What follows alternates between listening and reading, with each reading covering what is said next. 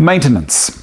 No lubrication is required on this machine as all of the bearings are sealed and should last the life of the machine. When servicing, use only identical replacement parts. Use of any other part may create a hazard or cause product damage. Check on the state of the 9-inch Velcro disc and also the graphite slip pad from time to time and replace if necessary. Keep the sandpaper effective by cleaning it with a rubber belt cleaning stick.